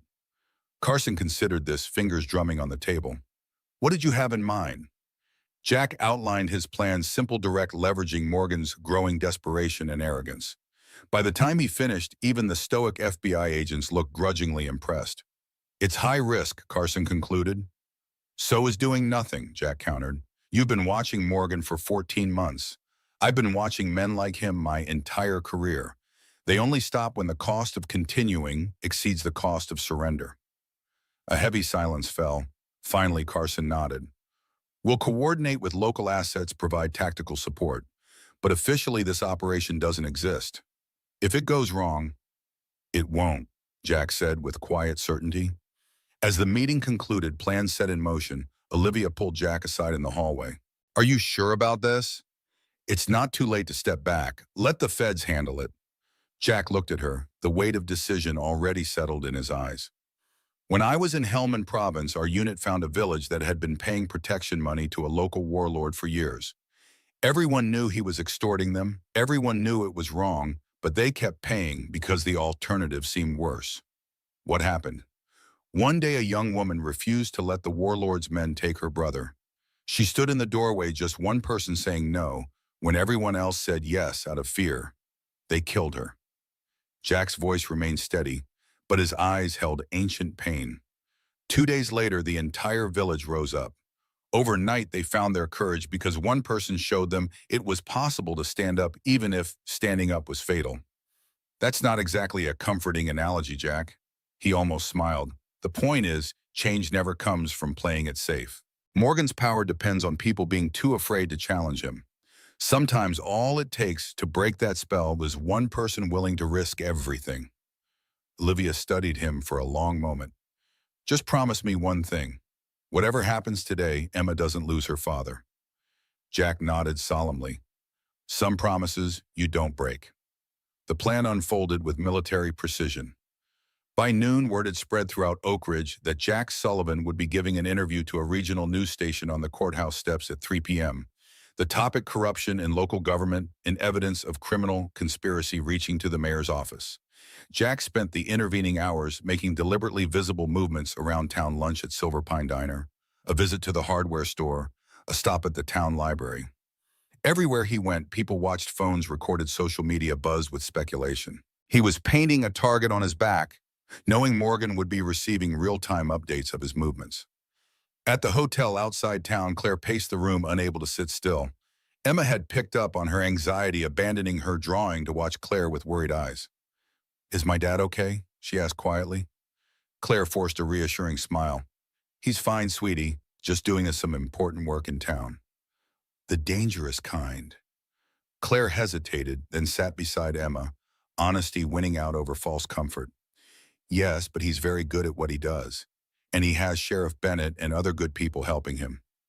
Emma nodded solemnly. He promised he'd come home. Then he will. Claire wrapped an arm around the girl's shoulders. Your dad doesn't break promises. At 2:30 p.m., Jack arrived at the courthouse, where a small media presence had gathered 2 local news vans and a reporter from a regional station in Missoula. Olivia stood nearby, outwardly calm but hyper-aware. FBI agents had positioned themselves strategically around the perimeter, disguised as civilians. Jack checked his phone one last time. A text from Claire. Emma says to remember your promise. He typed back always, then powered down the device and slipped it into his pocket.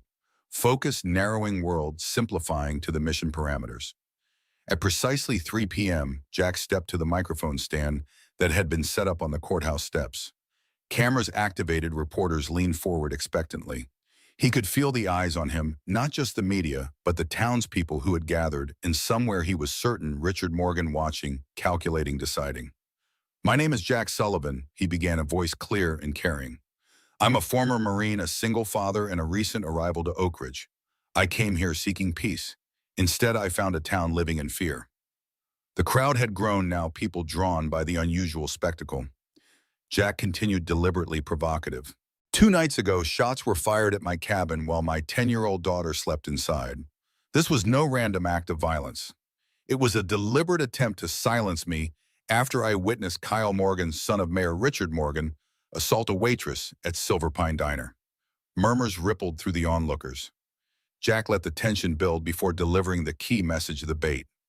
I have evidence connecting the Morgan family to multiple crimes, including attempted murder, witness intimidation, and covering up a hit-and-run accident that left a young man permanently disabled. This evidence will be released to state and federal authorities today at 5 p.m., unless Mayor Morgan wishes to address these allegations directly. Jack stepped back from the microphone as questions erupted from the reporters. Olivia moved closer, scanning the crowd, hand near her weapon. Any signs, she murmured. Not yet, Jack replied quietly. But he'll come. Men like Morgan can't resist a direct challenge to their authority. They didn't have to wait long. As the impromptu press conference dispersed, a Blacktown car pulled up at the bottom of the courthouse steps. Mayor Richard Morgan emerged, flanked by 2 men who moved with the telltale alertness of private security. His face was composed, mayoral smile firmly in place, but his eyes burned with barely contained fury. Mr. Sullivan, he called, voice projecting confidence and affability. I believe we should talk. Privately. Jack descended the steps slowly, measuring each movement. I think we're past private conversations, Mayor. Unless you're ready to address the allegations publicly. Morgan's smile tightened. My office, 5 minutes, just you and me, man to man. Or shall we discuss your military history in front of these good people? Not all heroes return home unscarred, do they? It was a calculated jab designed to provoke, to unbalance. Jack let it wash over him. After you, Mr. Mayor. As they walked toward the municipal building adjacent to the courthouse, Olivia moved to follow. Morgan's security detail stepped between them. The mayor requested a private meeting, one said, hand moving suggestively toward his jacket. Olivia stood her ground. And the sheriff's department insists on maintaining the peace. We can do this professionally or not, your choice. A tense standoff ensued until Jack intervened. It's fine, Sheriff. I can handle myself. He met Olivia's eyes, a silent communication passing between them.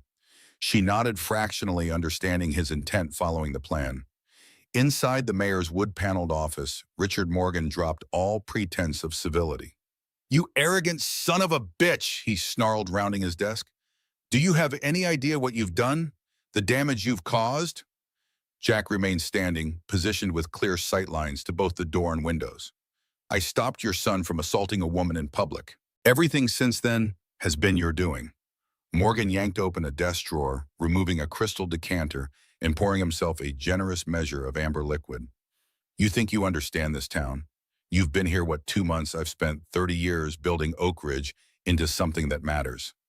My family has roots here going back 4 generations. And that gives you the right to terrorize people, to cover up crimes, to send gunmen to houses where children sleep. Morgan downed his drink in one swallow, then slammed the glass down. Don't lecture me about how power works. Sometimes maintaining order requires forceful correction of destabilizing elements. Like shooting at cabins. Jack's voice remained calm, even as he noted Morgan's increasing agitation. Like threatening waitresses, like making people disappear. A flicker of something, surprised concern, crossed Morgan's face at the last accusation. I don't know what you're talking about. Gregory Collins, your city attorney. No one's seen him for nearly 2 days. Morgan's composure slipped further. Collins is handling a sensitive legal matter out of town. Is that what you call it when someone knows too much a sensitive legal matter? Morgan poured another drink, a hand visibly unsteady. You think you've got it all figured out, don't you? The righteous veteran on a one-man crusade for justice. He laughed, a hollow, bitter sound. You have no idea what forces you're meddling with. I made this town. I decide who thrives and who doesn't. One word from me. And what more shots in the night, more threats. Jack stepped closer. Your weapons are fear and secrecy, Mayor. They stop working when people stop being afraid when secrets come to light. Morgan's face flushed dark with anger. You want light? Let me illuminate your situation. My family's influence extends far beyond Oak Ridge. State legislators, judges, business leaders all owe me favors. Your evidence, whatever it is, will never see a courtroom. Your accusations will be dismissed as the paranoid ravings of a PTSD-afflicted veteran. Your daughter will grow up watching her father's reputation and sanity questioned at every turn. Jack felt a cold calm settle over him, the familiar clarity of combat focus. That's your final position. That's reality. Morgan drained his second drink. Here's what's going to happen. You and your daughter will leave Oak Ridge tonight. You'll make no further statements to the press. In return, I'll ensure no further unpleasantness occurs. Jack nodded slowly as if considering. Then he reached into his jacket pocket. Morgan tensed hand moving toward his desk drawer again, where a weapon almost certainly waited. But Jack withdrew only a small digital recorder, red light blinking. Thank you, Mayor Morgan. That was exactly what we needed. The door opened behind him. Olivia entered, followed by Agent Carson and two other FBI agents. Morgan's face drained of color as understanding dawned. Richard Morgan, Carson announced formally, you're under arrest for conspiracy to commit murder, witness intimidation, obstruction of justice, and racketeering under the RICO Act. You have the right to remain silent. As Morgan was handcuffed, his expression morphed from shock to calculating assessment. This changes nothing. You have no witnesses, no direct evidence linking me to any crimes. Just a recording of a conversation that my lawyers will argue was entrapment. Carson smiled thinly. Actually, we have a great deal more than that. Your associate Gregory Collins has been cooperating with the FBI for 14 months. Every meeting, every phone call, every illicit transaction, all documented. Collins, Morgan looked genuinely baffled. Impossible. Very possible, Carson countered. Additionally, Deputy James Reed has provided extensive documentation of your interference in local law enforcement. Luke Davis has given a new statement regarding the hit and run and subsequent cover-up. And he nodded toward Jack. Mr. Sullivan's recording of your rather explicit threats provides a compelling capstone. As Morgan was led away, the fight seemed to drain out of him, shoulders slumping beneath his expensive suit. At the door, he paused, looking back at Jack with a mixture of hatred and something like grudging respect. You've destroyed something you don't even understand, Sullivan. This town needed me. Jack held his gaze steadily. No, it needed someone to stand up to you. There's a difference, Vaman. When Morgan was gone, Olivia exhaled heavily. We did it. It's not over, Jack cautioned. Men like Morgan have contingency plans, loyal subordinates. The organization survives even when the leader falls. Carson nodded. We're executing simultaneous arrests across 3 counties. Deputy Mayor Wallace, Police Commissioner Hendricks, 2 county judges. The whole network. And Kyle, Olivia asked, being picked up as we speak. The hit-and-run charges alone should keep him occupied for quite some time. Carson extended his hand to Jack. The Justice Department owes you a debt, Mr. Sullivan. Without your unconventional approach, our investigation might have continued for months without actionable evidence. Jack accepted the handshake. Just make sure it sticks. These people have hurt enough lives. Count on it. Carson hesitated. If you're ever interested in consulting work, the Bureau could use someone with your particular skill set. Jack almost smiled. I've got a treehouse to build first. Outside, the news had already spread. A crowd had gathered around the municipal building, watching as Richard Morgan was escorted to an FBI vehicle. Jack stood on the steps observing the spectacle with complex emotions, not triumph exactly, but the somber satisfaction of a necessary job completed. As the vehicle carrying Morgan pulled away, Jack felt a presence beside him. Claire stood there, Emma's hand clutched tightly in hers, both watching him with expressions hovering between relief and disbelief. "You came," he said, surprise evident in his voice. "I told you to stay at the hotel." Claire lifted her chin slightly. "Someone once told me that change never comes from playing it safe." Emma broke free, launching herself into her father's arms. He caught her, holding her tightly, burying his face in her hair. When he looked up, his eyes were suspiciously bright. "Is it over, Daddy? Really over?" Jack exchanged glances with Claire, whose face held the same question. "The hard part is," he said. "Now comes the harder part." "What's that?" Emma asked. "Figuring out how to stay in one place. How to be normal people again." Claire's smile held a tentative hope. "I think we can help with that." 2 months passed. Winter settled over Oak Ridge like a cleansing blanket, covering the scars of autumn's conflict with pristine snow. Christmas lights appeared on Main Street, a holiday market filled the town square, and slowly the rhythms of ordinary life reasserted themselves. The aftermath of the Morgan case unfolded gradually. Richard Morgan and 6 associates were held without bail, facing federal charges that virtually guaranteed none would see freedom again. Kyle Morgan accepted a plea deal, trading testimony against his father for a reduced sentence, 5 years for the hit and run, with the possibility of parole after 3. Oak Ridge itself underwent a transformation. Special elections replaced Morgan's cronies on the town council. The new mayor, Patricia Coleman, a retired school teacher with a reputation for unimpeachable integrity, pledged transparency and accountability. The Oak Ridge Tribune, under Walter Simmons's chastened leadership, began functioning as a real newspaper, again investigating stories rather than printing dictation. For Jack Sullivan, the changes were equally profound, but more personal. He and Emma moved from the rental cabin into a small house near the center of town, with a yard big enough for the promised treehouse, now half constructed, despite the winter weather. Jack had accepted a position as security consultant for several local businesses' work that allowed him flexibility and peace of mind.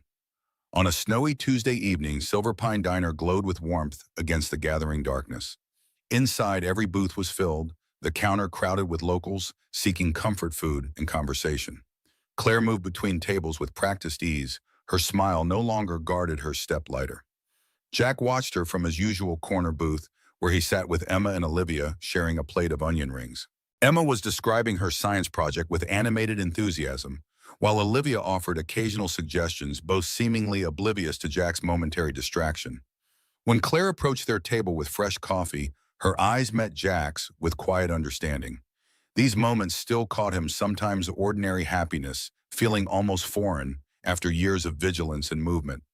"Refill?" she asked, coffee pot held aloft. Jack pushed his cup forward. "Always." Later, after Emma had gone home with Olivia for their weekly girls' night of movies and ice cream, Jack and Claire walked through the snow-covered town. The streets were quiet, peaceful in a way that no longer felt threatening or suspicious. They paused on the small wooden bridge behind the post office, their spot now, by unspoken agreement. Below, the creek flowed dark and swift beneath a thin layer of ice, stars reflected in the open patches of water. "I got a letter today," Claire said, breaking a comfortable silence. "From the community college in Helena. They've accepted my application for the nursing program." Jack turned to her, eyebrows raised. "That's fantastic. When do you start?" "That's the thing." She looked down at her mittened hands. "It's a residential program. I'd have to move there for 2 years. Understanding dawned. "You're leaving." "I don't know," her voice caught. "It's what I've wanted since Jacob got sick. To help people, to make sure no one else loses someone because they couldn't afford care." She met his eyes directly. "But now there's complications." "Me and Emma," Jack said softly. Claire nodded. "I never planned on you two. Never planned on caring this much." Jack reached out, taking her gloved hand in his. "Claire Williams, if there's one thing I've learned, it's that life doesn't follow plans. It follows courage." "What are you saying?" "I'm saying Helena is only 2 hours away. I'm saying Emma and I have gotten pretty good at adapting. I'm saying some things are worth following even if the path isn't clear yet." Tears welled in Claire's eyes, catching the starlight. "Jack Sullivan, are you suggesting what I think you're suggesting?" He smiled then, the rare full smile that transformed his serious face. "I'm suggesting we figure it out together. Day by day. No grand promises, no pressure. Just two people who found something worth holding on to. Claire stepped closer, snow crunching beneath her boots. And Emma already has a list of Helena's best ice cream shops bookmarked on my laptop. Jack brushed a snowflake from Claire's cheek. She's been plotting this longer than I have, I think. Claire laughed, the sound bright in the winter stillness. She gets that from her father, always 3 steps ahead. Not always, Jack murmured, leaning down to kiss her gently. Sometimes life still manages to surprise me. They walked back through the sleeping town hand in hand, leaving twin trails in the fresh snow. Above them, the Montana sky stretched vast and glittering, the same stars that had witnessed their first meeting, now bearing silent testament to possibilities unfolding. At the corner of Main and Pine, they paused again, looking toward the diner where their story had begun. Its windows glowed amber against the night, a beacon of warmth in the winter landscape. I never thought I'd find home again, Jack said quietly. After Jessica died, I couldn't imagine staying still long enough to put down roots. But Emma needed stability. She deserved better than constant motion. And now, Claire asked. Jack looked at her, at the town around them, at the life taking shape from the fragments of the past. Now I'm starting to think home isn't about staying still. It's about having something, someone worth returning to. Claire squeezed his hand. Sullivan's always come home, she quoted with a smile. Always, he agreed. Some promises you never break. Spring arrived in Oak Ridge with startling swiftness, as if the town itself were eager to shed the last remnants of winter's heaviness. The mountains shed their snow caps, creeks swelled with runoff, and wildflowers erupted in riotous color across the meadows. Life irrepressible and renewing. On a bright Saturday morning, Jack stood in the backyard of the small house he'd finally purchased, surveying his handiwork. The treehouse Emma's dream made tangible rose from the sturdy branches of an ancient oak, its wooden walls weatherproofed and painted yellow at Emma's insistence. A rope ladder dangled from the small porch, and windows on 3 sides offered views of the surrounding yard and distant mountains. Emma emerged from the house clutching a handmade sign, Sullivan Fortress, Brave Hearts Only. What do you think? She asked, holding it up proudly. Jack knelt beside her, examining the careful lettering, the border of stars and hearts. It's perfect. Want to hang it together. As they climbed the rope ladder, Jack found himself marveling at his daughter's resilience. The shadows that had haunted her after the shooting had gradually receded, replaced by the natural exuberance of childhood. She still had moments, they both did, when the past reasserted itself in nightmares or sudden unease. But those moments grew fewer, less powerful with each passing day. From the treehouse platform, Oak Ridge spread before them, the town center visible in the distance. Emma positioned her sign carefully above the entrance, tongue caught between her teeth in concentration as Jack held the hammer and nails. There, she declared as the final nail secured the sign. Now it's officially ours. Home base, Jack agreed, no matter where we go. Emma settled beside him on the platform, legs dangling over the edge. Are we really moving to Helena with Claire? Just for the school year. We'll come back here for holidays and summers. Jack put his arm around her shoulders. Is that okay with you? Emma considered this seriously. I think so. I like Claire. She makes you smile more. Jack chuckled. Does she? Oh, definitely. Before you only had your serious face and your thinking face. Now you have your Claire face too. My Claire face, Emma grinned, demonstrating what she meant, a softening around the eyes, a slight upward tilt of the lips. Like that. It's nice. Below them, a car pulled into the driveway, Claire's battered Honda. She emerged carrying grocery bags, glancing up at the treehouse with a wave. Provisions for the Brave Fortress dwellers, she called. Emma scrambled down the ladder with the careless agility of youth. Jack followed more carefully, mindful of knees that had seen too many hard landings in distant desert lands. In the kitchen, the three moved in a dance of increasing familiarity, Claire unpacking groceries, Emma setting the table, Jack preparing the coffee. Simple domestic choreography that once would have seemed impossible to him. The nursing program sent more paperwork. Claire mentioned pulling an envelope from her purse. Orientation is August 15th. Jack nodded. I spoke to Dave about the Silver Pine branch in Helena. He's still interested in having you manage it part-time while you're in school. And I found 3 apartments online that allow kids and have good security. Emma added, clearly proud of her contribution to the planning. Claire smiled, ruffling Emma's hair. Our little research assistant. The casual use of our didn't escape Jack's notice the gradual natural expansion of what constituted family, not replacing what was lost, but building something new alongside it. Jessica would always be Emma's mother, a presence honored and remembered. But Claire had carved her own space in their lives, distinct and equally vital. The doorbell interrupted his thoughts. Jack moved to answer it, surprised to find Olivia Bennett on the porch dressed in civilian clothes, jeans and a light jacket rather than her sheriff's uniform. "Morning, stranger," she said with a smile. "Got a minute?" They settled on the front porch steps, spring sunshine warming the wooden boards beneath them. Olivia accepted the coffee Jack offered, cradling the mug between her hands. "How's civilian life treating you?" she asked.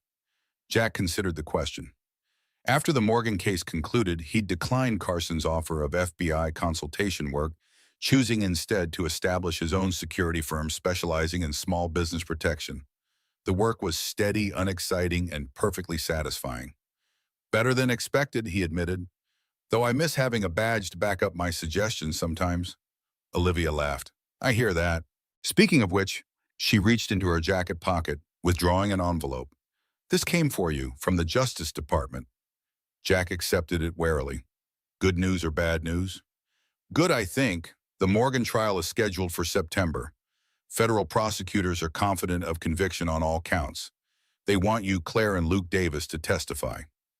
Jack nodded slowly. "One last duty to perform. And then it's truly over." Olivia sipped her coffee.